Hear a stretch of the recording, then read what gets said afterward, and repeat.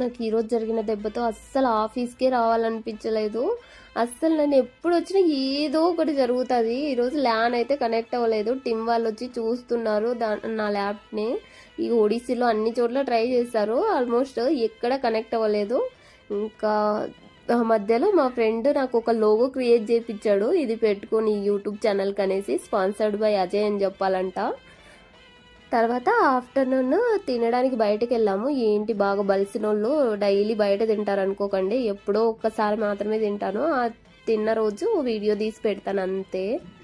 అక్కడ butter non and biryani అయితే తిన్నాను.